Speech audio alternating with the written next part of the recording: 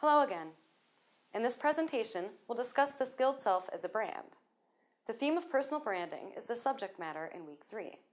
We'll demonstrate that this theme goes beyond self-marketing and touches upon many aspects of how a person can create and use social capital for career development and personal growth. In this presentation, we'll provide some definition of brands and branding in the marketing literature and see how they can be used in the career development context. Then, we'll invite you to conduct some career branding exercises in the Career Development Lab. Brands and branding are popular and important concepts in marketing literature. In professional services marketing, which is the closest to the career development subset of marketing theory, brand is defined as a customer's perception of the firm's, or in our case, a skilled professional's, capabilities to deliver a high-quality service. The role of the brand is to communicate and assure value, guarantee high performance, build trust, create relationship, and provide visibility. In marketing literature, you can find many specific terms related to brands and branding. For example, brand image, brand identity, brand promise, brand personality, brand awareness, brand equity, and many others. The American Marketing Association maintains a website that includes a dictionary of marketing terms. There are some great websites developed by marketing consultants and companies, such as Dobney.com. If you go through branding terminology, you may notice that some of the terms are repetitive. Some are only interesting for researchers. The important thing is that you should not confuse the two ways of dealing with brands. On one hand, brands can be solely viewed on the customer's side as their perceptions. On the other hand, sellers, or in our case, career developers, can actively engage in creating desired images and transporting them to customers. Finally, in the commercial world, the term brand is often used synonymously with product, but this is not what we meant by brand in the course. In the world of branding, there is one particular concept that we would like you to become familiar with. It's called brand equity. You may also call it brand capital. In accounting, they call it goodwill. In a nutshell, brand equity is a tangible outcome of branding. For example, it is the difference between the cost of manufacturing a branded product and the price that consumers pay for it. Or, it is the residual value of a branded business when the total cost of its material asset is taken out. Please note that it is the brand equity that makes us understand that all this talk about perceptions has real cash value. We'll continue this conversation in a minute. The idea of self-branding in relation to career growth became popular in the 1990s, particularly after Peters published his book, Brand You. If you Googled personal branding, you'll find plenty of self-help books and blogs. Many of them are actually very good.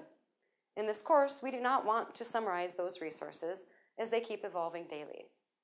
Our goal is to connect brand building with skill building and provide a holistic approach to career self-management with the use of some self-coaching tools. To understand brands, it's better to think about them as a means to translate complex messages and convert them into emotions and desires. For example, what is Nike? Ferrari? Apple? Is it a product? Quality of life? A challenge? A dream? In marketing literature, you can read about the brand pyramid that encapsulates the whole spectrum of meanings and levels of involvement.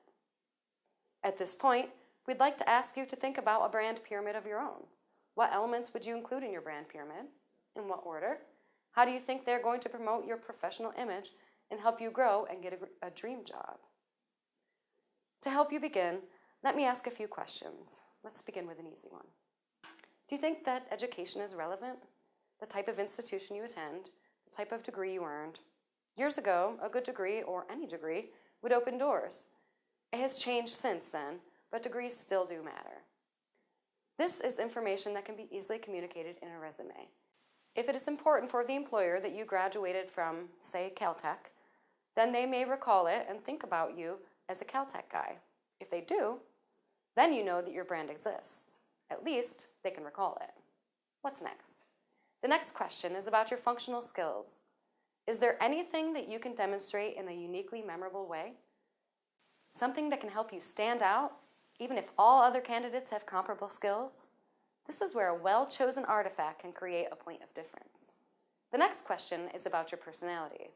Of course, many job candidates can be creative, resilient, and adaptive, but try to prove it in an unusual and emotional way and create a more powerful impression. Now, this is time to ask you the most important question. Are you ready? What do you think is a tangible outcome of career branding? How can you measure it?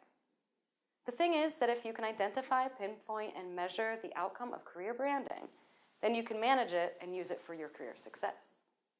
To measure tangible outcomes of career branding, it's logical to use the concept of brand equity. We can define a person's career brand equity as the surplus in his or her evaluation by employers and colleagues caused by career branding activities. You may think about it this way. If there are two job candidates, Peter and Paul, with more or less equivalent functional skills, but one of them, Peter, has designed a more powerful professional image, his present job market value is going to be higher than the one of Paul. To explore this approach in more detail, we invite you to the Career Development Lab. See you there.